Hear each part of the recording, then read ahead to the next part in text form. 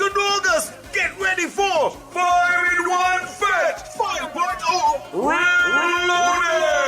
Running from 9 p.m. until 6 a.m. at the Nevis Cultural Village. Performances by BRG Hollywood and Rio. It's time to grind. It's time to grind, baby. The Sugar Band, New Vibes International, the Horny Band, Grand Busters, the Roadmount Champions, the Teflon Dons, Collision. Aka, you sweet. Hit the mix down. Triple S, Sweet Sister Cynthia, DJ Smudge, SG Presidential, the Core Band. New Level Sounds, Braveheart, Big Dream Zone, Upset Squad, and Ultimate Band. Rock to the beat, rock to the vibes, ultimate man a jam, you know. Hosted by 5-Star Pino and DJ Woodies. General admission, late bird, July 1st to 21st, $90. Late bird, $100 at the gate, July 22nd to August 2nd. Pick up your tickets. Instant kits at Dem Times Bar in Nevis, Culturama Office, First Federal Nevis Branch, and from Wazim. Thank you to the sponsors: Tilt Hat, First Federal Credit Union, Kells, G Vision, I Connect, Myers Cleaning, Apple Cider, and Carib Brewery. Nevis, get ready for 5-in-1 Fest 5.0 Reloaded. Saturday, August 2nd at the Nevis Cultural Village. Miss this one, you are gonna bad. Yeah, I know that man bad, but woman more deadly. What the hell? For this year's Restaurant Week, National Bank wants you to swipe more, win more, and experience more. Use your National Bank Visa credit or debit card at any participating restaurant for a chance to win a VIP Culturama experience. Pick your event, get a glam makeover, and skip the lines like a star. Or get $500 in Lyman cash and splurge to the max.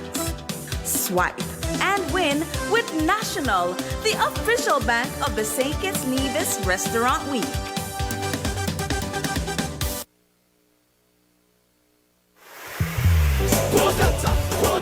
Reliable, dependable, Delta.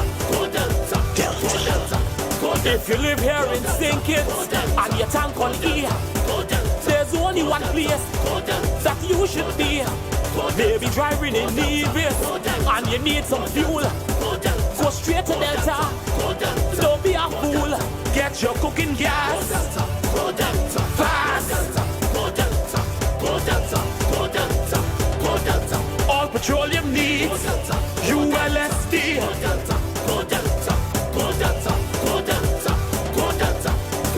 Everyone in the region is shouting, Go Delta. Premium gasoline in a fully stocked C-store. So there's only one place you should be. Delta Petroleum, baby.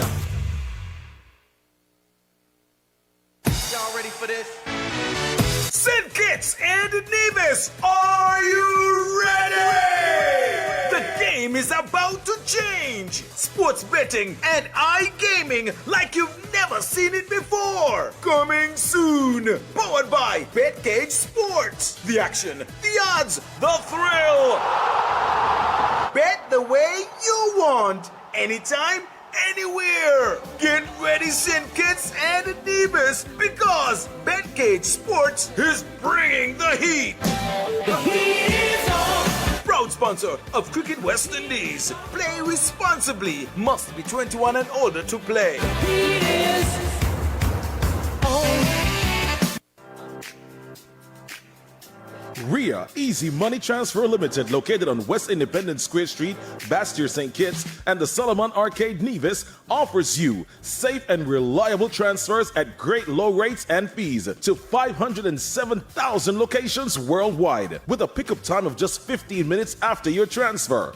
And for even more ease of doing business, we home deliver and direct bank deposits in selected countries. So if anytime you want to send money to family, friends, and loved ones, at RIA, we've got you covered with over 30 years of experience moving money quickly, efficiently, and securely across 160 countries. Give us a call at 465-3325 in St. Kitts or 469-3325 in Nevis. Opening hours Monday to Friday, 8 a.m. to 4 p.m., 8:30 in Nevis, and on Saturdays, 9 a.m. to 1 p.m. RIA Easy Money Transfer Limited.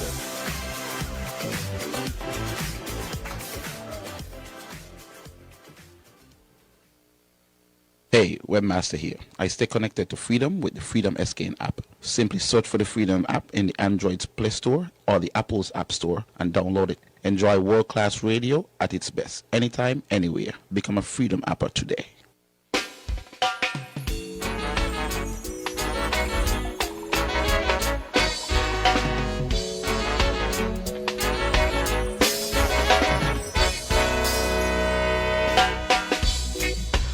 Good afternoon, everyone. Oh, good afternoon. It is 1:47 in the PM, and we are broadcasting from St. Kitts, Sugar City.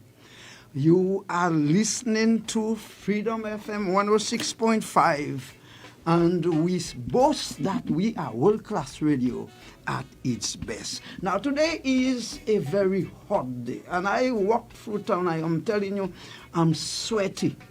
It's hot, and then there is this intermittent rain that comes sometimes to kind of cool off the pressure. But I don't know, maybe perhaps because of the concrete jungle down there, it raises more heat, I suppose. But I see a lot of clouds, and the people told me that it's not really clouds. It seems to be the Sahara dust. That's what they say.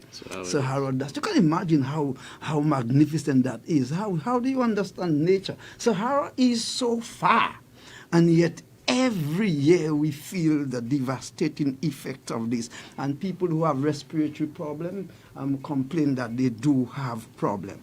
Now, this is Issues with Coach Adrian. And as usual, I always say it's great to have you on my show. As usual, first of all, I always ask you to let me reach out. Let me reach out before we go into today's topic. Now, a bit of housekeeping. If you recall that since last week, I announced that we have rescheduled issues to Mondays. We have switched from Thursdays to Mondays, and same time, 1:30 to 3:30 p.m. Now, you see, because we were having so many interferences, not of our own making, but of the market vagaries, and therefore we are very sorry for any inconvenience caused, but we hope that switching from Thursday to Monday will give us more uninterrupted conversation. That's what we want, because sometimes you didn't hear me for a week or 2 weeks. Now, this afternoon, we are talking about business. Oh, we are talking about business. This afternoon is education. This afternoon, we're going to school. We are going to the university. We are calling on the professors, the people who know. And let me tell you something. I have a great person at the studio. I have not just a professor, I have a guru. Now, let me tell you, we are talking about business management, how to grow a successful business. We are going to learn lessons from the experienced expert. Now, the Caribbean woman is the backbone of the household economy. Now, make no bones about that. Throughout the Caribbean, the backbone of the household economy is the woman. And in some cases, they are also the backbone of some resilient businesses. But Caribbean, by and large, indigenous businesses have survived, have transformed hostile market, and they have also overcome high-cost business environment and have endured the threats of big market and big businesses. Why? Because of a vision, a perseverance, and resilience of a few good men and women. But you know, the new generation does not know these giants in our midst, whether we are talking about Jamaica, Grenada, Barbados, St. Lucia, whether we're talking about the Bahamas. The new generation do not know those giants. Why? Because they are a privileged generation. They are coming up in a privileged society, a society that I call an instant society. Things are nice for them. In most cases, their bread are well buttered. But you know, in Jamaica, we speak of giant businessmen like Bush Stewart, Gordon Bush Stewart.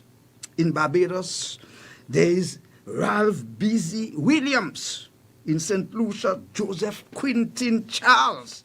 And in St. Christopher and Nevis, oh, there are many.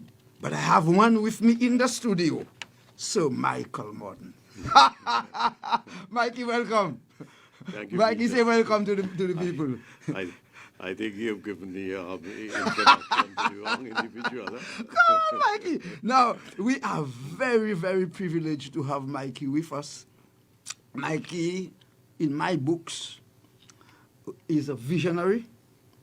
Mikey is a stalwart. Mikey is a lesson book, and you will hear from him. And it is just great. In fact, I didn't know that, Mikey, you had not been on the world-class radio at its best before. That's your first time. Very first time. You mean that's your first time? Very Well, first time. I am so happy to be part of that first. I bring you on world-class radio at its best. Ha, Mikey. Now, people who come on my show, I give them a gift. It is a bestseller, a health book. Now, I hold that a man can have all the portfolio that he has. His portfolio can be deep and wide, and the basket can have all kind of instruments. He can have all the money that he has in the bank. But if he is not able to enjoy the fruit of that labor, what's the point? Solomon exactly. say you have to eat, drink, and be merry. Yep. So I give everyone who come the gift of that. That's yours, Mikey. Thank you, Peter. Mikey, Health and happiness. Mikey, This fits say- in say with hello my to- own, say- my own motto, health and very happiness, nice. you know. Very I nice. said, boy, health is wealth. And that is without correct. that, That you is have correct. nothing. So, Now, Mikey, before we begin to speak, you said you were in St. Lucia. yeah. Now you know that's where I come from. Yeah, I know you are. You know proud that? St. Lucian. Oh, you. How you know that? How you know that? Well, you know, you speak always of your homeland. You're always promoting your homeland. True blue, true blue, true blue. You But have been- however, let me tell you, I love St. Kitts. I know, but And I- indeed, I think you are a Caribbean man. Mm-hmm. You are a world-class man.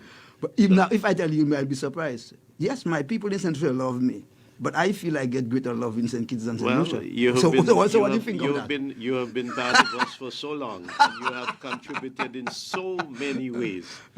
As you said, especially in health and wellness, in religion. I know you are a spiritual leader. Okay. And of course, you have been a renowned economist. Oh, but I think my, a lot of the my.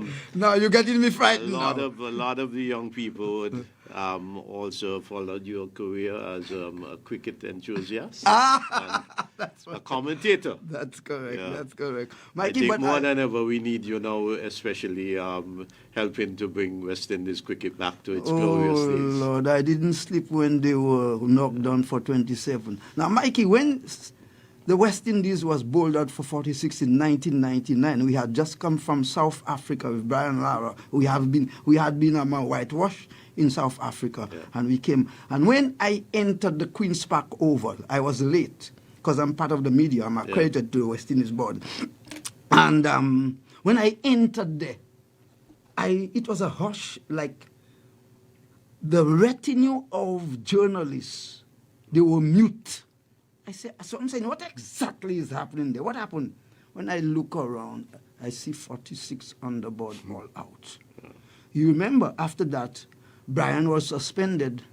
He was put on 2-match suspension. You remember that? Yep. Then he moved into Jamaica. He and Adams. He scored a double century. We beat Australia. He came back to Barbados. I was there in Barbados. Yeah. He scored 153 not out Yep. and battered us into victory. But what I'm saying is, that is the lowest we have ever been. Now, next week we're having a big program here. We are going to be linking up with the Caribbean islands. And that will be the first cricket program that, stranger Mikey, since January I've been here, I've never had a cricket program here. Isn't that strange?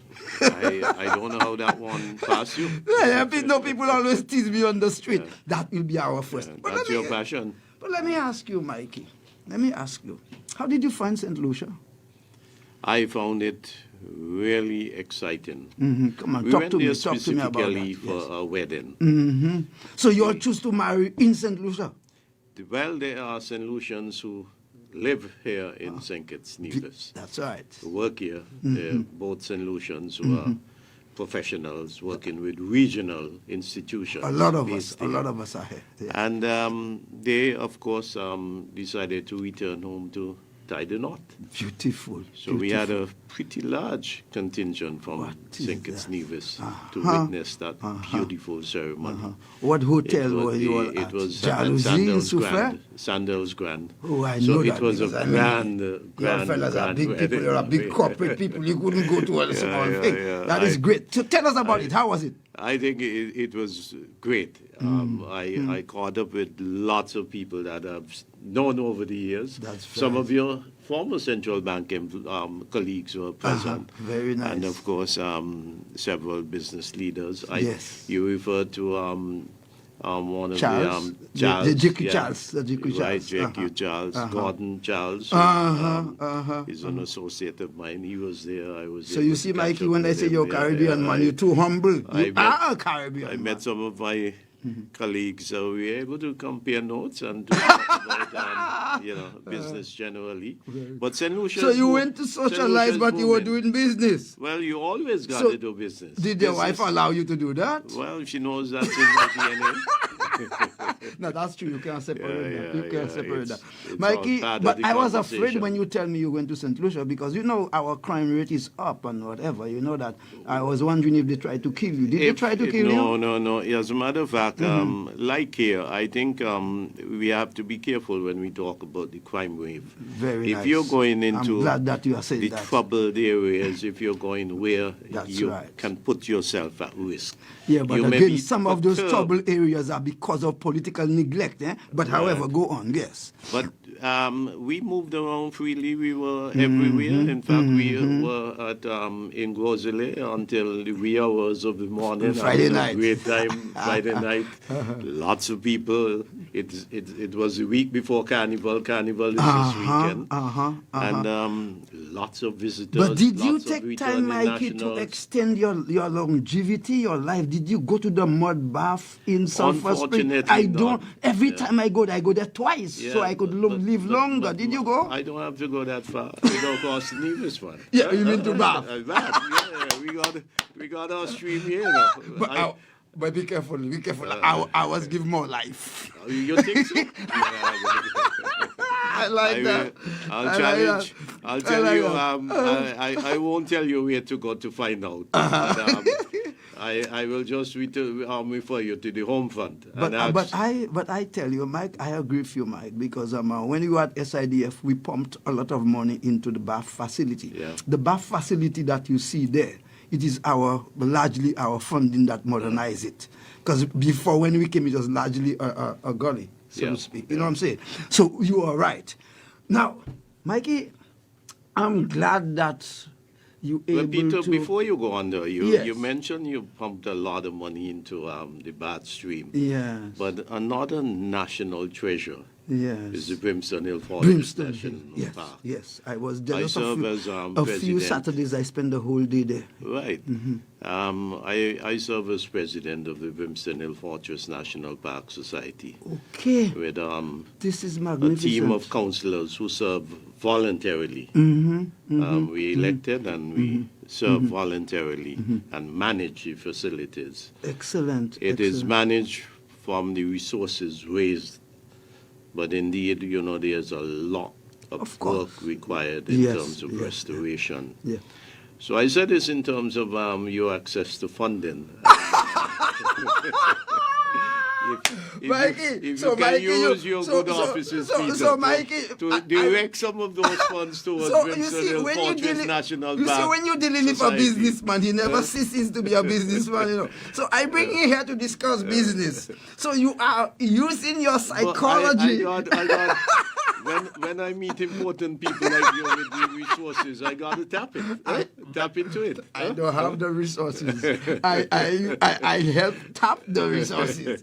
But you're right, because the last time I went up there, a lot of work have been done. Oh, yeah. And let me tell you something. I enjoy the modern the restaurants. Yeah, the I think restaurant it's a great business idea. It's a And great business idea. It's called Gibraltar, which is actually in keeping with the name owns and it, the Mike? team. Who owns It it, is Mike? owned by Young Marshall. You know Marshall's restaurant. Marshall, there. my friend. Yeah, His his son. His son. and Yeah, his Marshall wife. and I go a long Of course, time, the man. asset I is was by owned- Marshall just a few weekends, man. We had a ball by him. Yes. Yesterday he was there with his family. The asset is owned by this society, but it is managed. They have a 3-year contract for managing the restaurant, and they're doing a great job.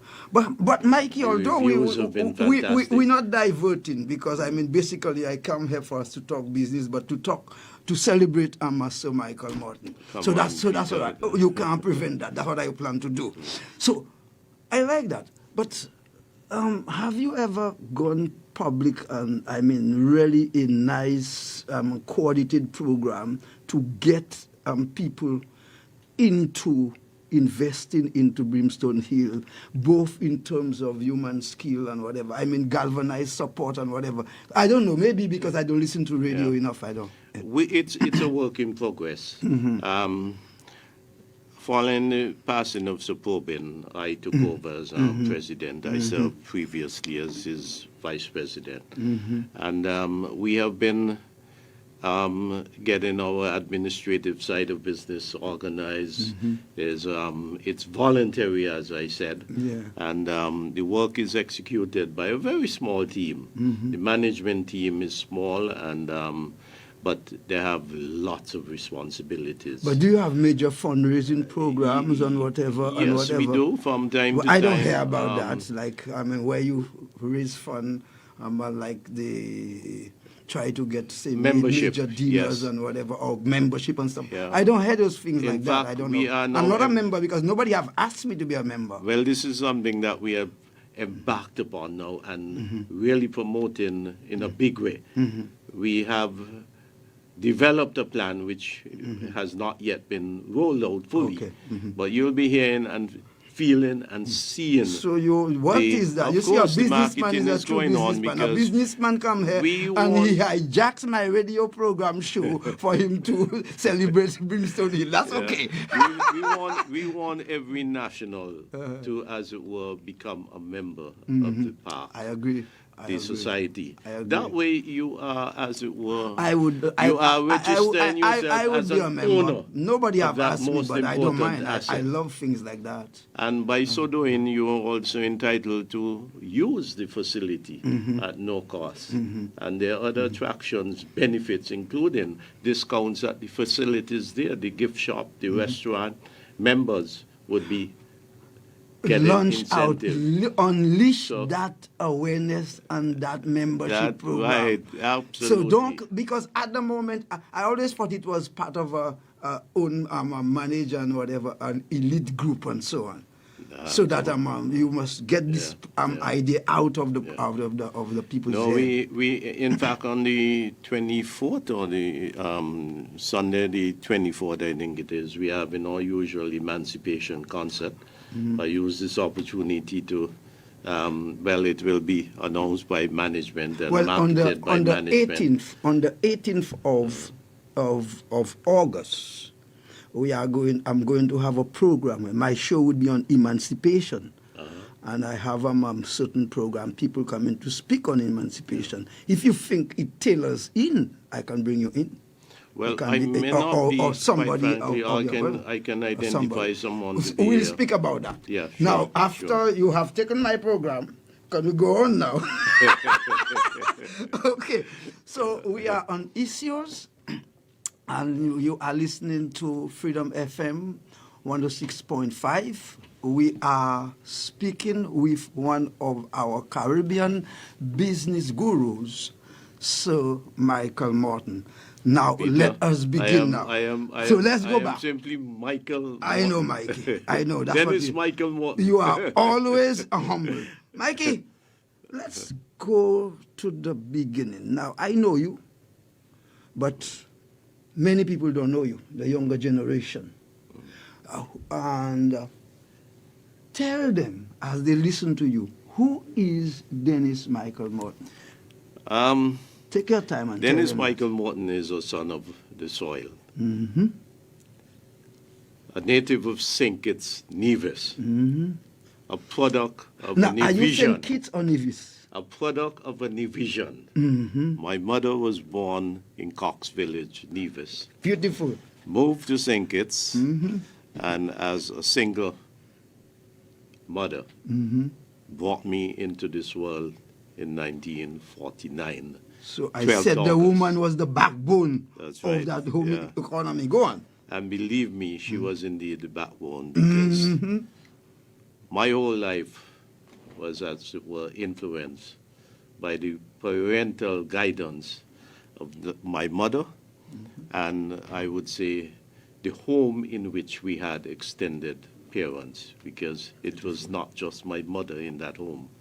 It was my grandmother, an aunt, a cousin of my mother, an uncle who is still alive today, a centenarian, Edmund Morton, and two cousins that I met when I was born, one a month earlier and the other myself. You know, I look back sometimes and I wondered how all of us lived in that house and how happy we were in that environment right in Spot Street in Bastille, St. Kitts. So that's where I started, Peter. Now And that is that's- very beautiful, that's- and that's familiar, because that is part of a lot of our story. And for example, I didn't grow up with my mother. My mother had me about 15, 16. So basically, my mother couldn't raise me. I was raised in the whole family household with my grandmother and my grandfather. Right. You know what I'm saying? So in a sense, what I know, in fact, once I asked my mother what's my name, she doesn't know my name. And yet, we became very close. I used to walk with her and whatever, and I hold her in the neck, she holds me or whatever. She calls me Darcy, which Yes. is her Yeah. first surname. She does not know my name is Peter. Yeah. But that's just to say. Yeah. Now, Mikey, let's go back to the beginning. Let's go back to, why is it, Mikey, that when the fire came to you about business, why at that time, what was really prevalent among your friends? Is somebody becoming a lawyer or somebody going into medicine and so on? How did that fire, that business fire, get kindled in you? Well, I think the fire burned in me through my desire to succeed in life. I didn't start come on, talk to us. as a businessman. I come on. started as a technician. Uh-huh. I went to work in 1966.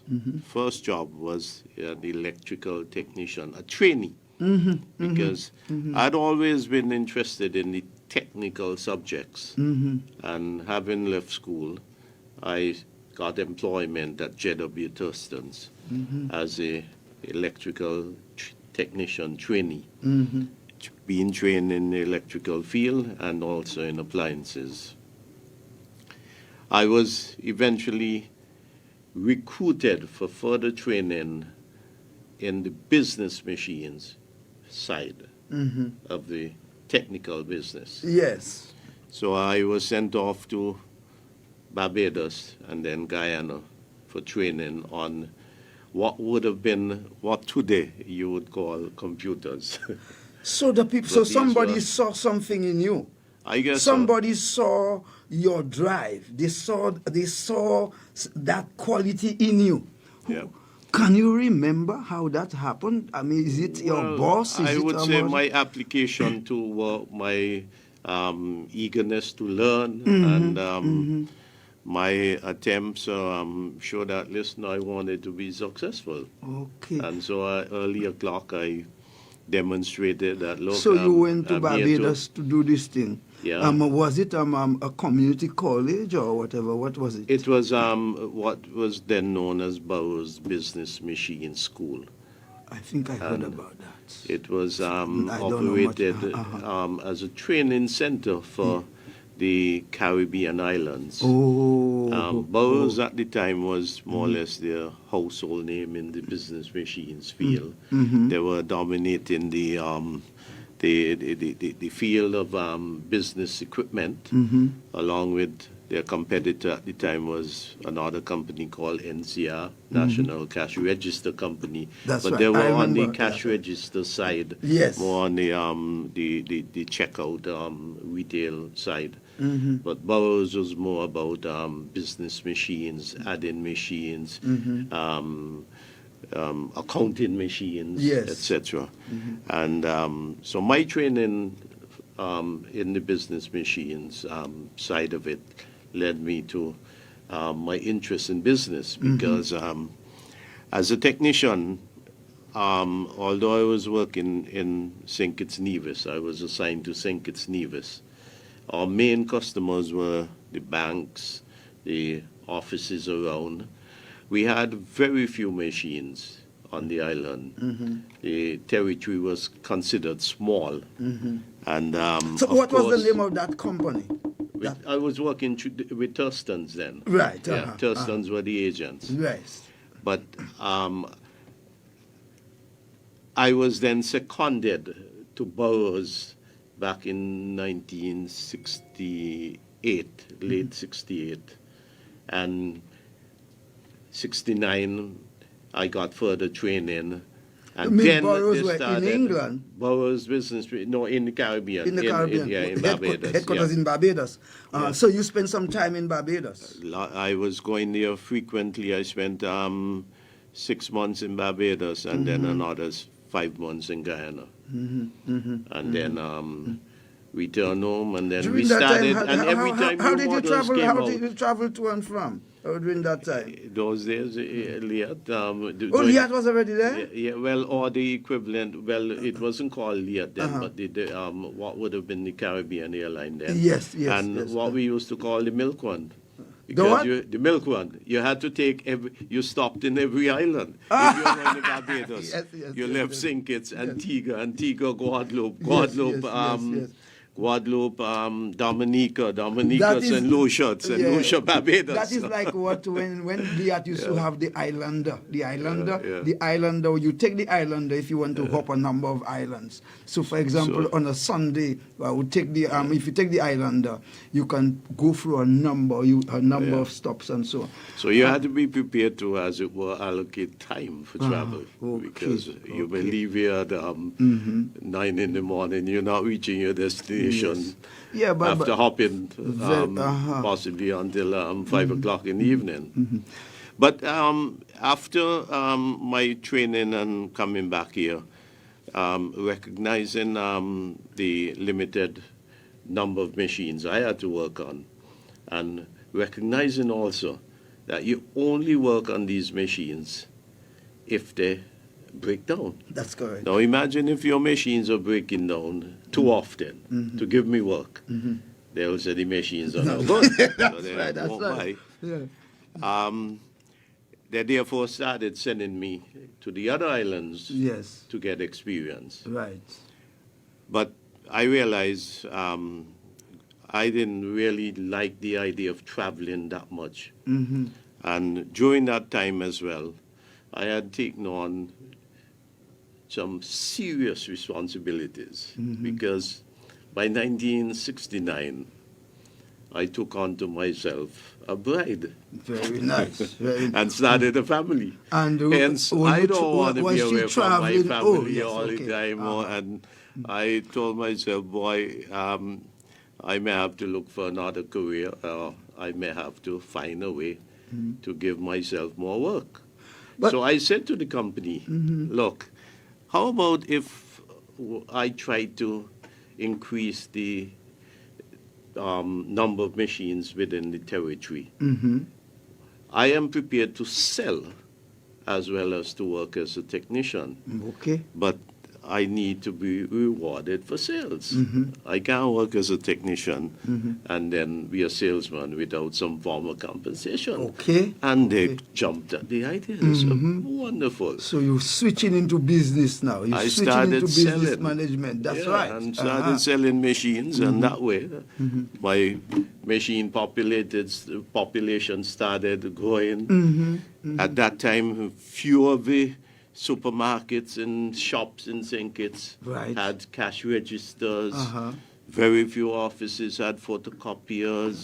Many of them did not have what we call duplicating machines. Excellent, just, excellent, copiers, excellent, etc. excellent. So And I a started John is both germinating there St. Kitts now. and Nevis. Right, And Anguilla. Uh-huh. And by the time I started selling and earning, the company recognized, boy, you know, the commissions were taking me to a level where they said, look, man, let's renegotiate. We'll put you on a salary. I said, well, you're going to have to So they're give me smart. what I was So, earning. so you know, because you were going, you were actually going to earn more than just a flat salary because I was commission. earning, yeah, but Yes. I had to because I Yes. had also the responsibilities of supporting a family. So what did you do? I started. What did they do when you were? They gave me a package which afforded me to, as it were, focus not just on my technical side. Plus, at the same time, whilst I was doing that, because of the number of machines which were now on the market, we were able to bring on lots of bring on at least 3 other technicians. And I can, people like Maurice Leader. I don't know if many persons remember. He was one of our technicians, Basil Warner. We had a number of guys, local guys, who were also trained and who worked in that field. And so eventually I sort of migrated more on the programming side. I got onto the sales and marketing. And as the industry evolved, they were moving from mechanical machines to electromechanical machines and then electronic machines. And programming was required for some of these. I had to get further training in programming and that type of thing. And meanwhile, So you're I really had a to pioneer, man. understand- So you see, when I say you're a pioneer, you're a pioneer. I also had to then understand the, the principles of business and to learn how to manage. I was given a department and the business department to manage by Thurston's because after I was then re-employed by TDC full-time when they started in 1973 because they bought over the trading assets of J.W. Thurston's. So I then joined TDC So from you joined, its inception. you joined TDC from what time? From its Its inception on okay. the 1st of February. 1st of So February. I've been with TDC from its start, from its Okay. inception. All right. So stay there now. Let's stay there. So it means that we're going to launch into TDC now. What an education that we're having. I told you it was going to be a university. I told you that what we would be studying business, not like in the typical lecture room, but I told you on air now what has happened right now. We seem to have transformed Freedom FM 106.5 into a learning lab. And who is our tutor? Michael Morton. You are Peter, listening to Freedom I am- FM 106.5, and you are listening to Issues with Coach Adrian. Now, Mikey, You hear who I'm with? I'm with the coach. I am being coached, and that is what I'm here for. you can say whatever you want. You just humble. I know you, Mikey. Let's talk about TDC. Let's talk about TDC, because I have a lot of issues here with TDC. TDC is a group of companies, and it is in several sectors of the economy. It is listed on the Eastern Caribbean Securities Exchange. Walk us through the evolution of that great local, what have become, in my description, a great local business empire. Walk us through the beginning. I think it is. It didn't just happen. It was built. I think the founders of TDC Talk to us about that. had Yes. a mission upon its establishment. Mm-hmm. And I think perhaps, Peter, I need to quote or read the mission statement. Take your time. because Do anything that the you mission want. statement, I think, today is what has guided the company and taken Read it it to to us. where it is. Read it to us. Take And your the time. founders, Yes. through the statement today, you can say, we stand on your shoulders. Come on, talk to us. Take The your time. statement and talk to says, us. and I quote, TDC is fully committed to total satisfaction, employee excellence through participation and training, to provide maximum benefits for shareholders, while contributing meaningfully to the economic, social, and cultural advancement of our nation. Peter, these words, this statement is powerful. And I think today one can look back after 52 years and do the analysis. Are we really committed to total customer satisfaction? I believe, even if all don't agree, I can tell you, management and the great team members strive daily to meet that goal. The company also, by stating first the customer, what are they saying?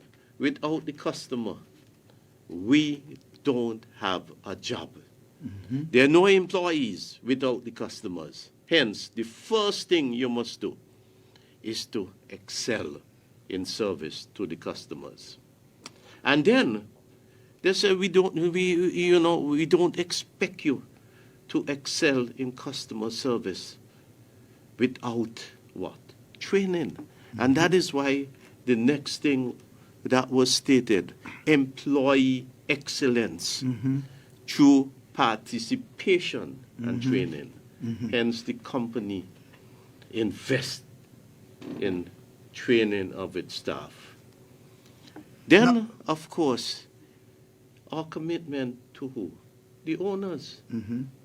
TDC is a public company with over 1,000 shareholders, people who have taken their hard-earned monies, invested it. And why did they invest it? To get a return.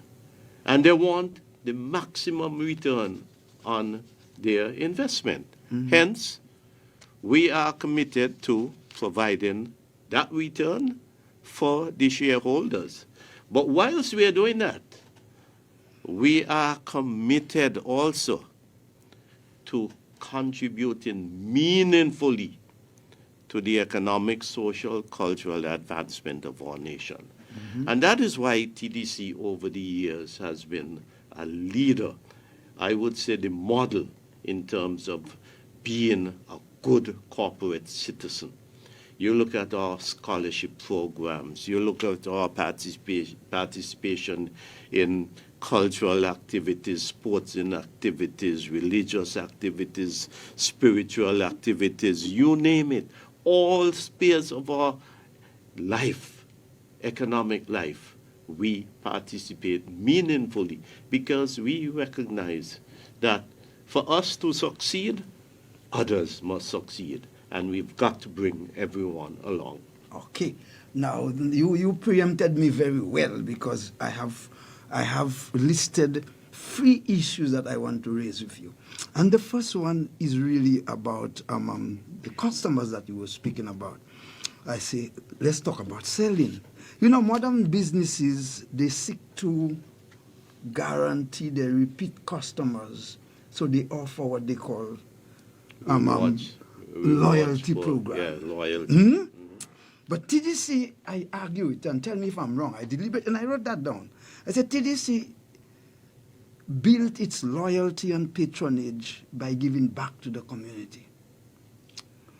256 scholarships since 1981. Speak to the people about that. Explain that. Where that come from? And how did you arrive at that? How did you arrive at that business model? And that have, in a sense, not only produce that 256, but create that kind of loyalty that people are doing, spending all kind of money to develop programs for. Speak to us on that. Well, again, in keeping with the mission of the mission statement, in 1981, the first chairman of TDC, Warren Tyson, who had a passion for training and education, got the board to agree to launch a scholarship program. And it was agreed that one scholarship would be given to each secondary school in St. Kitts and Nevis. At that time, That's I believe annually. Yes. Annually. Yes. At that time, we may have had possibly 3, if that many, high schools in St. Kitts and 1 in Nevis. Yes. Today, I think we have 7 in St. Kitts and 3 in Nevis. So each and every But the number year, remain the same. one scholarship Per school. per school Annually. is given annually. What does the scholarship... Going into high school. Yes. It means then, by the time within the first year, you would have had 7 and well, at that time 3 and 2. But today, in terms of today, you would have a minimum of 10 going in each year. That is correct. But remember, they're going into first form. That's right. So they continue we have going at right this through. time. We have at this time 56 students who are being educated by TDC and going through high school. And the budgeting and financing of that have not wavered. Not at all. In fact, it has increased. You have not It said, has look, improved. when there is a difficulty here, when there is less profit, That is one. we're going to cut that by a few. You have never said that. The board has given its full commitment that never ever would that program be modified for economic reasons. And then we will have to find the resources to fund it. And even if that you are not there, and so-and-so is not there, that will continue. Oh, yeah, very much so. I would say how do you know all that? our management, past and present, yes, have been guided Committed by to the that. mission Yes. and vision of our founders. And if I may, on the scholarship program, importantly, the scholarship program is not just about funding the child's tuition. Talk to us. Whenever the selection process is done by teachers, a committee, Yes. counselors, etc., and they identify persons, children, based on their academic performance, but unable to, as it were, meet the financial requirements to see them pursue their education goals. Okay. Now, but suppose somebody says to you, Mikey, education is rather free. People can go into secondary school, they can go into primary school, and even into CFBC, and relatively minimal cost. Does the scholarship allocation that you make, does that change? No, it is free at the moment. It is free, even up to the CFB. But the company provides all the required books. Very nice. We provide all the requisite uniforms, shoes, etc. And most importantly, we look after the health and wellness of the children. But more importantly, each and every student has a mentor. And you have persons, employees who have been through the program. You have a committee, and you have very, very committed employees who monitor the children's performance, review their reports. We meet with their parents and guardians, and any issues that are identified. And when they graduate, you all offer But before they graduate, if they have any health issues, for example, if they require glasses or anything like that, Excellent. The company would assist. Excellent. And then they are given the option to get work and training experience on Saturdays, day off day, and during all the vacation periods. So they, you would see in each, the retail department, in the administration departments, throughout the TDC group, these children are exposed and are given, as it were, training.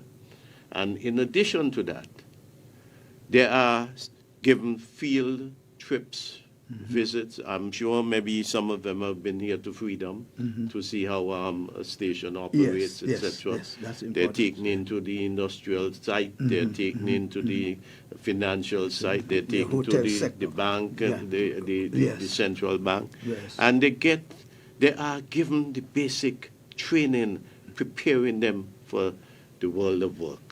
Have you all absorbed any, or do you all absorb any? TDC, man, we have, I would think, on the company secretary, Warren Movin, he's a scholarship student. Edward Claxton, you have Mary Brown. I can go on and on. I'm sure Mikey, I have at least, I would think we have in Nevis as well, of course. But we have at the executive level, at management level, at clerical level, throughout the company. And we have a great team, at least, of leaders who have gone through that program. In fact, the Prime Minister. I have your 2024 I think he was featured in that. Annual report, and then I see his picture there. Yeah, and also Mr. St. Just, who manages the Now, Mikey, just before I'm going to open the line. Just before I open the line, I want us to talk about another area in which TDC inject stimulate the economy. I pull up from the annual report that this is the injection. 22.2 million in 2023, 28.5 million in 2024, and a large part of that is directly injected into the household economy, as your payroll figures show here. Now, this is a tremendous injection into the economy. As a company, so in a sense, you are directly creating economic activity by injecting money into the household economy. Speak to us on your employment creation and your job creation over the years. Well, if you go back, I would say many years ago, TDC, over its longevity, as they have provided, I would say, on average, upwards of 500 jobs, full-time. In addition to that, through our construction programs and other activities within the economy, We're going to talk a lot about that. provide We're going to come to that. Yes. indirect employment. But for me, yes, that was an integral part of our mission, Yes. providing employment opportunities for nationals of St. Kitts and Nevis, and indeed, I would say now, the region.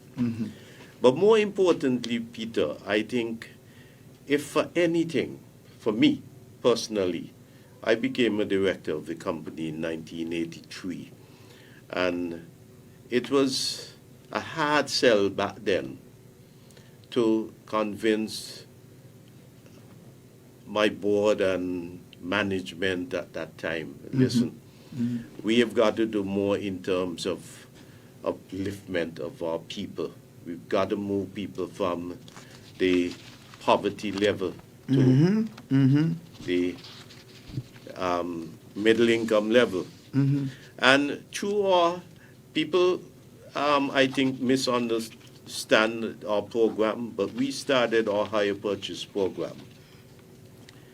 I can tell you, personally, through my own experience, when I started working, the first thing I did was to buy a stove for my mother for our house, which had a built-in oven. We used to cook on a 2-burner kerosene stove, and then we had a metal thing there called an oven. You lift it and you put it on that. I know that, yes. Yeah. I was able to buy now in the workforce and supplement in the That's right. household income. That's right. Graduate to a stove with an oven, man, and you could put the chicken in the oven and so on. So I knew personally what other households had been going through. And early o'clock, we embarked on generating programs where we would make it easy for persons to, as it were, be in a position to buy That's right. the essentials in life. So you introduced a higher purchase. And we introduced the higher purchase. But importantly, was qualifying for the credit. Because credit in the past was based on making down payments and That's right. being able to meet the requirements. And even though we started the program, let's say with 15% down and so on, many households found it difficult Yes. to raise that Yes, deposit. Yes. And we decided that, listen, our experience so far with the deposit, though satisfactory, it can even be better, not just for us, but for the population. Hence, we started experimenting and giving incentives such as dollar down instead. You come with $1 and you want to get a fridge. Once you meet the requirements, you were able to get that fridge. And we built a loyal group of customers throughout St. Kitts and Nevis who started with a stove, then they moved to a fridge, then they moved to the washing machine, then they moved to the microwave, then they moved to the air condition unit. Adding more facility And in the household. back then, as you mentioned, because there were repeat customers, although it was not given a formal name, we had our loyalty programs in place. That was a loyalty program. That's a loyalty program. That was a loyalty program, and we incentivized them. So because you had a good track record, and you came back, when you come back, you get it at a discounted because price. when you have the house, you have everyone who is associated with the house. The politicians know that. If you have the house, you have the entire people and people associated with it. Now, Mikey, I want you to, before I open the line, I want you to speak to us at the advisory level. I remember meeting Lee Chin. Lee Chin is the Jamaican Canadian billionaire. He bailed out. You remember when the Jamaican banking system crashed? I know. He bailed it I know out. Legion's Now, story. I managed to share a podium with him once in Florida. We had a native of St. Kitts Nevis who was one of his executives. He was one of his senior. In fact, he was the managing director, Astafan. I think it was Chris. Is it Chris? Yeah, I think it was Chris. Chris Astafan, Dwyer's brother. Unfortunately, he passed. Yes. But he's one who helped build that company. Very nice. A Kittishan. Now, Lee Chin said something I never forget, and that's what I'm going to put to you and ask you what advice you have for startups. He said to me that the greatest challenge is not to get to the company to profitability. He said the greatest challenge is when you begin to succeed is to maintain that. Because he said it is difficult managing a growing company. Now, I know that's what you all did. You're talking about the difficulties of the 70s and the 80s, and you just spoke about how you developed your retail section and whatever, how you, in a sense, put more emphasis on trust with the customers than the capacity to pay. That's what you are saying there to me. Yeah. I'm asking you, now we have some startup. What advice do you have for small business startups and businesses that are struggling in that kind of area? Well, firstly, you must have a plan. You must have. Take your time. Also, talk to us. Yes. You must also establish a mission. Okay. What are you setting out to achieve? And once you set those goals and you start, you must also prepare your plan. If possible, document it. If you do not have the skills, seek advice. It is so important. I relied on the experts. Okay. I took advice. I am not an expert in any field, but I am going to ensure that I surround myself with the best and who would provide me with the guidance needed for success. But Recognize also that nothing is static. And once you start, be prepared to change and modify and navigate the turbulences which are inevitably going to come with any business. Because some businesses, and that happens a number of cases in the Caribbean and in St. Kitts, because I work with some other businesses, and basically they come to a period in the growth gestation that basically it's like it does not operate like a business anymore. Why? Meaning that it can't pay for itself. But when they go through the difficulty, they take an overdraft. So they are meeting payrolls, they are meeting operating costs and overdraft. Now basically at that point, you are not operating as a business because you have been financed from outside operation. What are your advice? Well, again, you've got to ensure that you have the financial capacity and prepare for those circumstances where things are going to change. I mean, for example, we had COVID. Lots of businesses did not have the resources, the reserves to help them to go through. A lot of them have not recovered up to now. Again, that is due to a lack of planning, a lack of, as it were, seeking advice. Of course, there are circumstances which are beyond our control at times. And in such cases, you then have to, as it were, re-engineer your plan and to, as it were, sit back restart and to move forward. We're going to come back to that. Now, we are going to take a pause for advertisement. And when we come back, we are going to open the line. Okay? Sure. We are going to open the line. I wanted you to set the 2 areas of advisory first before I open the line. So we are going to take a pause for advertisement, and then when we come back, we're going to open the line. For this year's Restaurant Week, National Bank wants you to swipe more, win more, and experience more.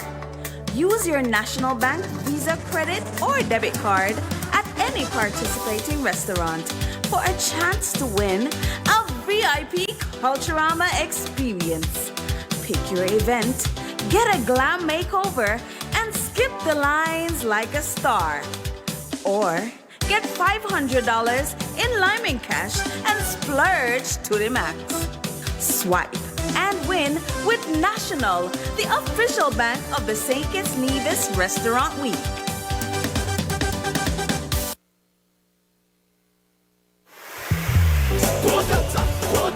Reliable, dependable, Delta. If you live here in St. Kitts and your tank on E, there's only one place that you should be. Maybe driving in Nevis and you need some fuel. Go straight to Delta. Don't be a fool. Get your cooking gas fast. All petroleum needs ULSD.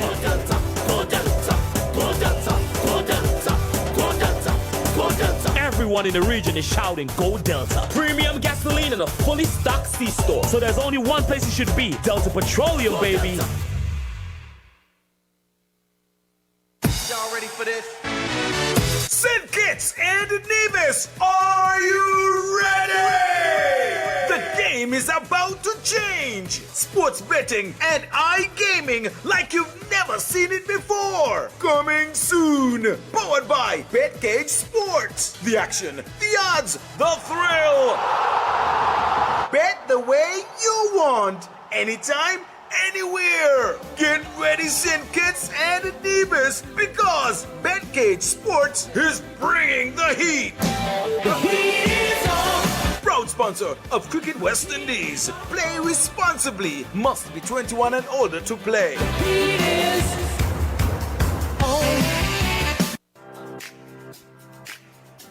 RIA Easy Money Transfer Limited, located on West Independence Square Street, Bastyr, St. Kitts, and the Solomon Arcade, Nevis, offers you safe and reliable transfers at great low rates and fees to 507,000 locations worldwide, with a pickup time of just 15 minutes after your transfer. And for even more ease of doing business, we home deliver and direct bank deposits in selected countries. So if anytime you want to send money to family, friends, and loved ones, at RIA, we've got you covered with over 30 years of experience moving money quickly, efficiently, and securely across 160 countries. Give us a call at 465-3325 in St. Kitts or 469-3325 in Nevis. Opening hours Monday to Friday, 8 a.m. to 4 p.m., 8:30 in Nevis, and on Saturdays, 9 a.m. to 1 p.m.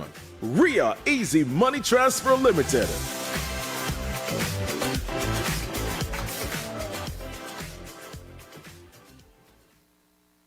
Hey, Webmaster here. I stay connected to Freedom with the Freedom SKN app. Simply search for the Freedom app in the Android's Play Store or the Apple's App Store and download it. Enjoy world-class radio at its best, anytime, anywhere. Become a Freedom apper today.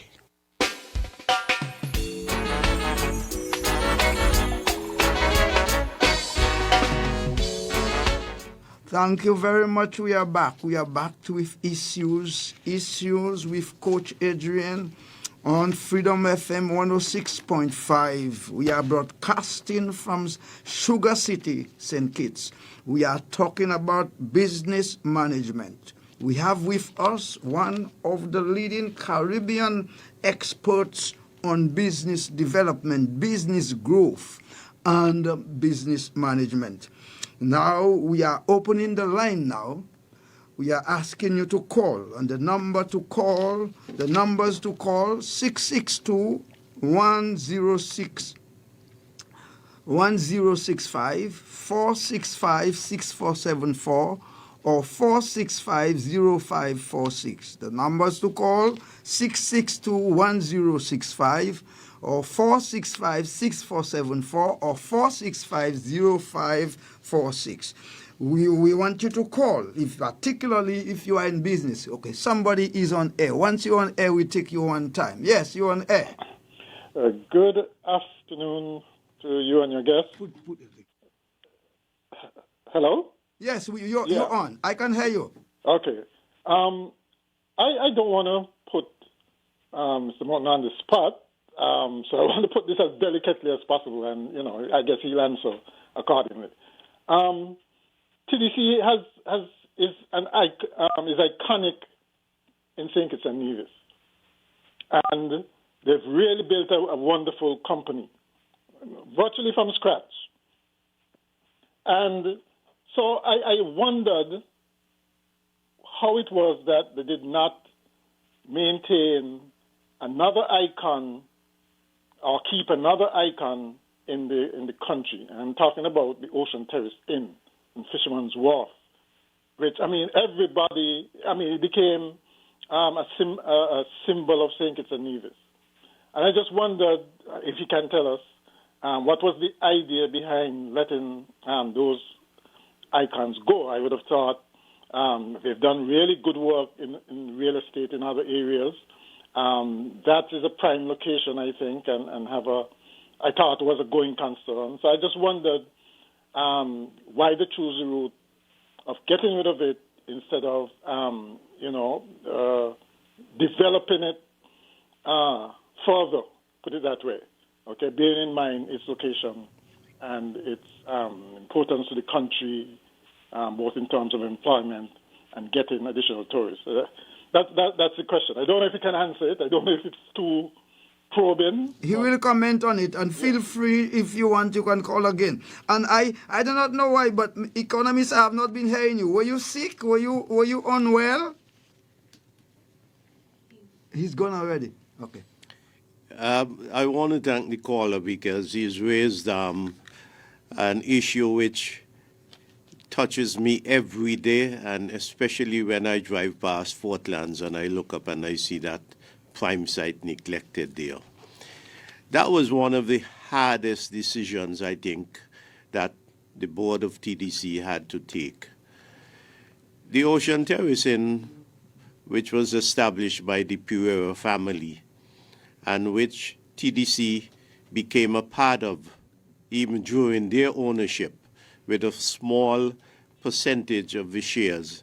And then eventually when the family decided they were getting out of the hotel business, TDC took that bold step and got into tourism, a field that we were not very familiar with. But nevertheless, we thought that, again, in keeping with our mission statement, to participate actively in the economic lifeline of our country. Hence, we have to expand the tourism sector. And so we invested and bought Ocean Terrace Inn, upgraded the Fisherman's Wharf. Regrettably, OTI was, I would say, the home to many of the business visitors over the years. It was the home for conferences, etc., regional conferences, and especially for, companies like the Central Bank, who was based there. They kept us afloat. With the emergence of bigger hotels.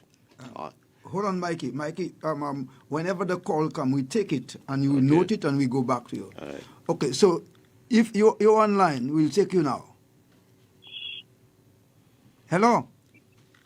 Good afternoon, Coach Adrian. Yeah, man. How are you, man? As I miss you for some fine, time. Man. My brother, by a different mother, with you today. Mm-hmm. Oh, he's a stalwart. From the days of Tuscan.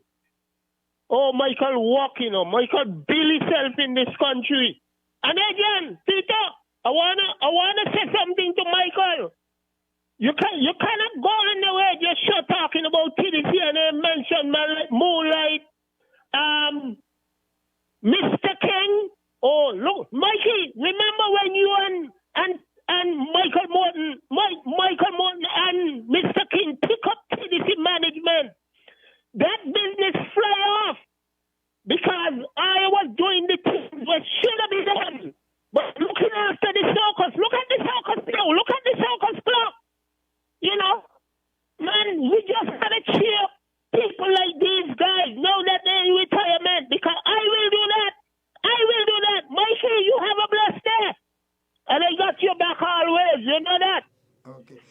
So Mikey, you respond to him and go back to OTI. Yeah, Jam down. Thank you very much. We continue to maintain our interest in the upkeep of beautiful Bastia, and in particular, just recently we've been having discussions again with the authorities to get back that circus clock and bring it back to its prime condition. So that's a work in progress.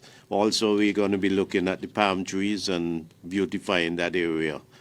But getting back to the ocean terrorism, I want to make the point that the challenges really came for OTI when we saw the bigger hotels coming in, and they had concessions which we did not have. Lots of concessions were given to those hotels. All the food and beverage and supplies and other things were duty free. Ours were dutiable. We had we paid the environmental tax and paid it over to government. So we had to fund our own marketing, etc. And then, of course, you had pressure, I believe, from a lot of the visiting guests for the institutions here, coming to conferences, or they want us there where there's a casino, we want us there in the big hotels. And our business really, we had to change our business model to look at visitors only, vacationers, and we started the marketing there. But with the limited airlift at the time and the limited access, we still weren't getting the volumes, and people were gravitating towards areas where you had beaches. We developed programs where we were giving people free shuttle to the beach daily, lots of incentives. But the dance could not. The lights, the dance could not pay for the lights. We continued to hemorrhage serious monies. Each and every year, the losses were really taking down the rest of the company. And we had to take a very hard decision to close it. And it was an emotional time for all of us. So having closed it, we decided, but we didn't just close it. In the meantime, before we closed it, we were looking for opportunities to keep it going. And one of the things we did, we tried approaching the powers that be to take it over as a training school. If you're familiar, I don't remember the name of the hotel in Barbados. Yes, I know. I normally used to stay by them. I use that as a model. Oystein. It is a Savannah, man, yeah. It is a hotel trade school which is owned by the government, and it pays for itself because you know, that's where all the and you need a city hotel. You need a city hotel. And it caters not only for training Bajans, but people from all over the Caribbean, including St. Kitts and Nevis go there. And we saw that as an opportunity to convert it into a training school. Unfortunately, that did not go. But couldn't you all have twin with another investor in the Caribbean or elsewhere? We were looking not just for investors, for that model, etc. But we just. There was no one with the appetite. And then the opportunity came where the present owners approached us, and we, although it was not really, we weren't able to recover our full costs, we sold it for what it was worth, thinking that, listen, at least they will be able to do much more than what we were doing. At the time, I mean, it was painful to see all of the employees laid off and had to find employment elsewhere. But unfortunately, you see where it is at. It is sitting there, and I wish it, you know, it had not gone the way it is. But different conversation. Like you, I think we all regret very much what has happened to that. So it was not really our own doing. We were forced into that situation. Mikey, hold on there. There are two comments. People have been blaming me that I am not taking the comments that they send on the social media, so that we at least I have to do good on that.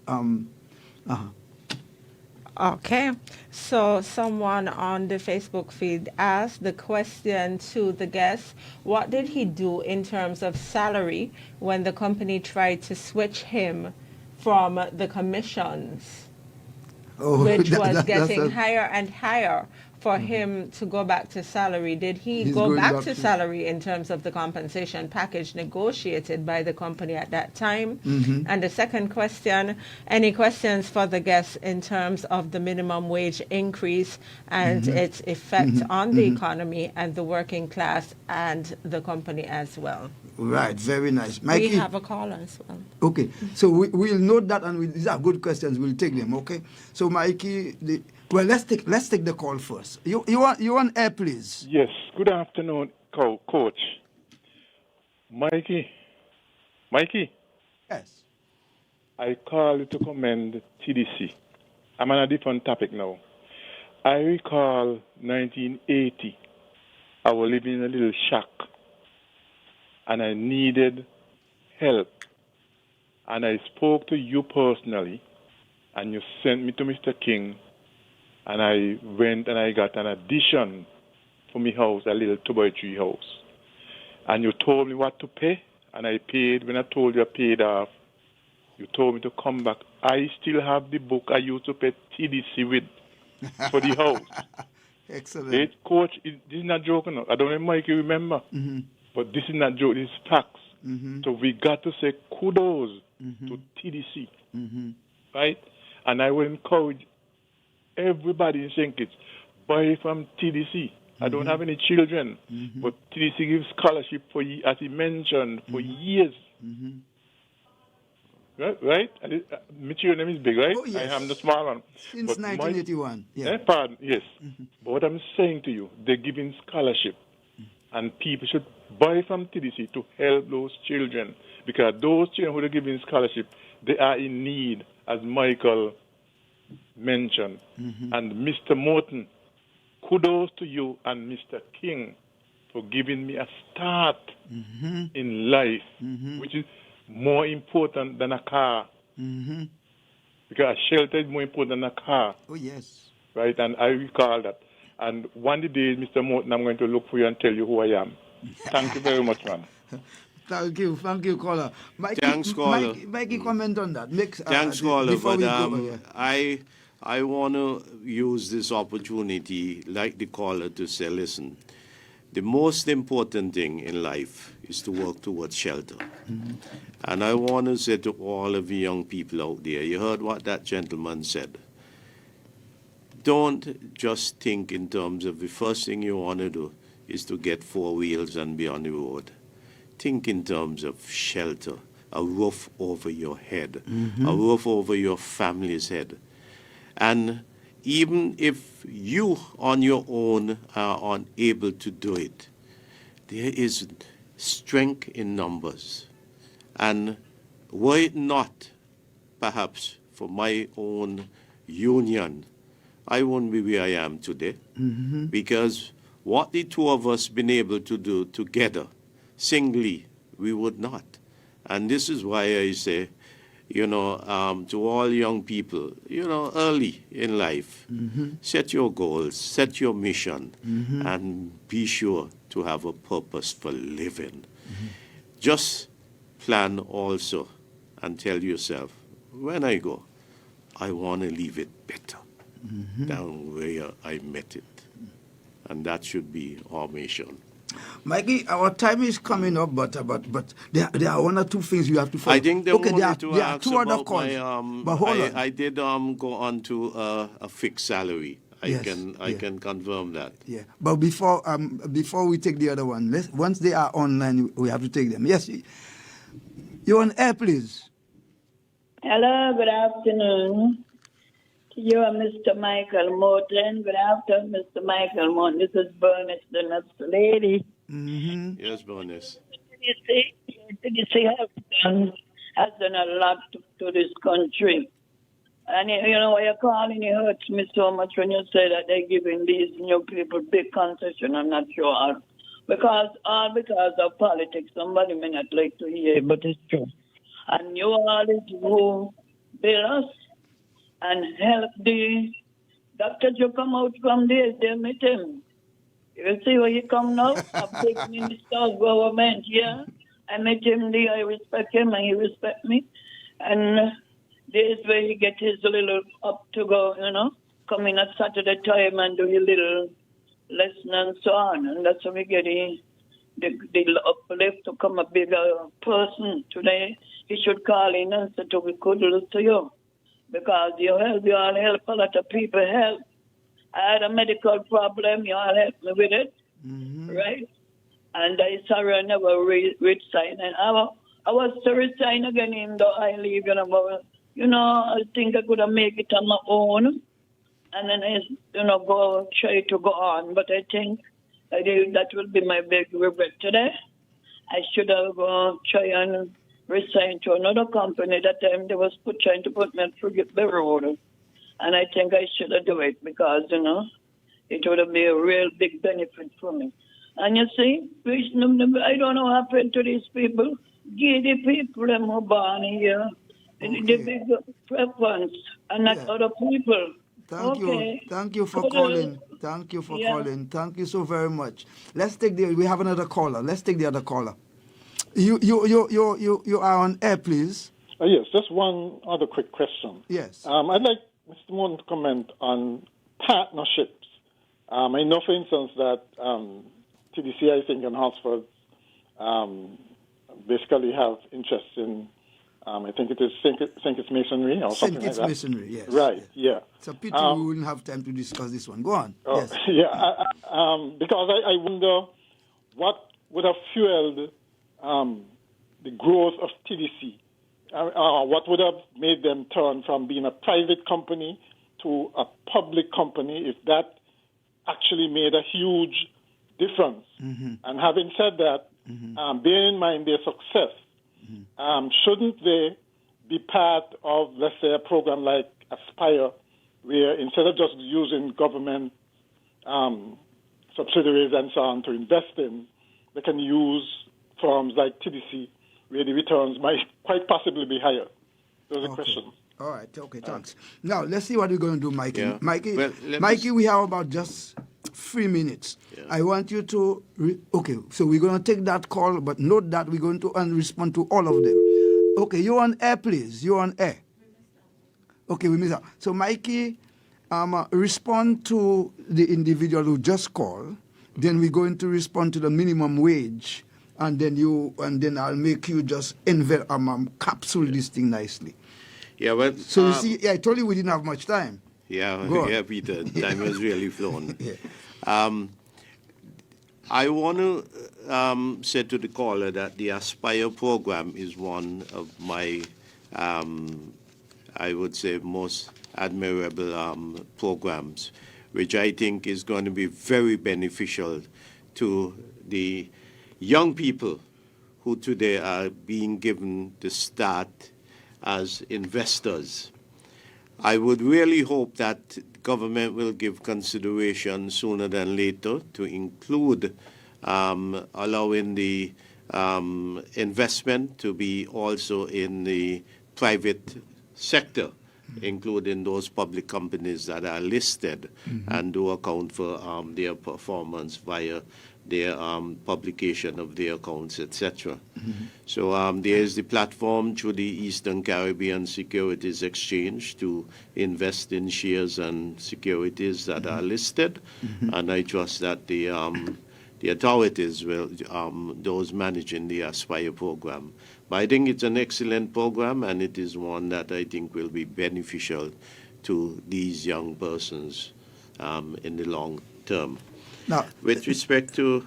they ask you, how did the minimum wage did it impact on your minimum wage, your operation? I think the impact of it is going to be seen over the next coming months. I am particularly concerned that it was implemented at a time when government's lowering of the VAT rate from 17 to 13% at the beginning of the year was returned to its full rate just when you introduce that. Further, I think the subsidy which was given, though small, was removed or expired when you implemented. Again, I think it is about timing and planning. I think government ought to have considered their plans for the year. And instead of implementing that plan for the reduction in VAT in January, perhaps it would have been better to have done it in June or July when you were given the increase. The other thing too that I am not sure if sufficient consideration being given to the domino effect this is going to have. That is, of course, businesses who have staff at $500, they cannot keep them at $500. They have to. We are going to have increase a special program on that. In fact, I have done some scenario on this one. It's a pity, because we cannot deal with it now. And I would perhaps, maybe when we are having that program, I'll invite you again. The likely impact of a wage increase on whatever. But we have past Peter, time. I'm sure there are others out there who are much more qualified and knowledgeable on these things. Mikey, you're too humble. I just want to comment quickly on the issue of the partnership that do that. Mr. Yes. Mark Okay. on. And then I'll ask you to summarize. It is a concept which I believe would, which others ought to look at and attempt to emulate. As competitors, everyone knows, TDC and Horsfords, we are major competitors, but we work together for the common good of our companies and our shareholders. And St. Kitts Masonry Products is an example of that. We recognized many years ago when the construction industry was, as it were, evolving, and we had to mechanize and to, as it were, bring the modern construction practices into place. We, on our own, could not really invest in that, make that large investment. Hence, both companies came together and on a 50-50 basis started a company. That company has been in existence for about 50 years. And today, it is going from strength to strength. And, of course, it continues to generate meaningful employment. It's a pity I wanted to discuss the impact on the construction and the rest of the economy. But we're going to have to use some We other had, time. of course, Barker and Kelly and others. And I would really hope that, young entrepreneurs would see sometimes the wisdom in combining resources and trusting Mikey, if I ask you to come again, you will come. Now, we have to close now. So let me ask you, Mikey, give us a closing statement. Give us a closing statement. Peter, it's been my pleasure being here, and I know I came to be coached. You're too humble. And it's been a pleasure. I have been afforded the opportunity to serve and to serve in different capacities.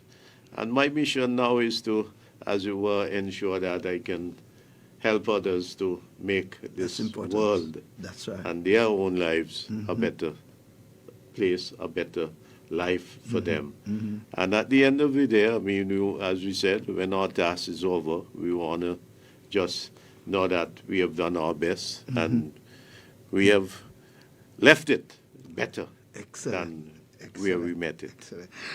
Today we have been talking to a Caribbean guru, Sir Michael Morton. He's very humble. I wanted to ask him, the credentials that he has is such that he should have vied for politics. But we didn't get there. Our Deputy Governor General, he's not a simple man, but he's very humble. One of the builders and makers of TDC. Like the rest of the experts in the Caribbean, Michael Lichin, Busy Williams, Michael Morton is part of the Caribbean, if you want, archives of indigenous business builders. Thank you very much, Mikey, for coming. It's been Thank my you for pleasure, your Coach. contribution. Thank you for your education. Thank you, the listeners, for calling. And thanks for your gift. Cricket comes to St. Kitts this Friday. The West Indies team is playing the mighty Aussies on Friday this week, Saturday, and next Monday. All the games are on evenings. Next week, we talk cricket. I will have with us a high-level panel from as far on the Caribbean. So see you next week, Monday, the 20th of July, same time, same place. Bye-bye.